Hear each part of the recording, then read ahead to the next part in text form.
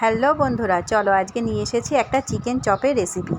তো কী করলাম চলো তোমাদের সঙ্গে একটু শেয়ার করে নিই।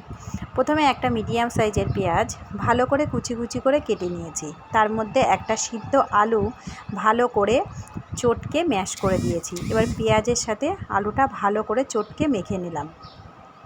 এবার তারপর আমি চিকেনটাকে আগে থেকে গ্রেভি করে রেখেছিলাম মিক্সিতে। সেই গ্রেভি করার মধ্যে একটু 4 কোয়া মতো রসুন, একটু লঙ্কা আর একটু আদা কুচি দিয়ে চিকেনটা গ্রেভি করে রেখেছিলাম। তার মধ্যে যথারীতি একটু কর্নফ্লাওয়ার, একটু চাট মশলা, একটু গরম মশলা, একটু লঙ্কার গুঁড়ো, সব শেষে একটু ধনেপাতা দিয়ে ভালো করে এবার চটকে মেখে নিতে হবে। মোটামুটি ভালো করেই একটু চটকে মেখে নিতে হবে যাতে ওর মধ্যে কোনো দানা দানা না থাকে। এবার মাখতে মাখতে অনেক সময় দেখা যায় লবণ দেওয়ার জন্য জল বেরিয়ে আসে, তাই লবণটা আমি একটু পরেই দিয়েছিলাম। দিয়ে লবণ দিয়ে ভালো করে আবার একটু চটকে নেড়ে ছেড়ে ভালো করে মেখে নিলাম।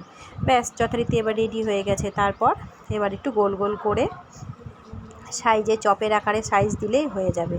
আমি গোল গোল করে চপের আকারে সাইজ দেওয়ার পরে ব্রেড ক্রাম্বসের মধ্যে একটু ঘুরিয়ে ফিরিয়ে নিয়েছি। তোমরা অবশ্যই এরকম চপের আকারে সাইজ দিয়ে ব্রেড ক্রাম্বসে করে নেবে। দেখো আমার রেডি হয়ে গেছে।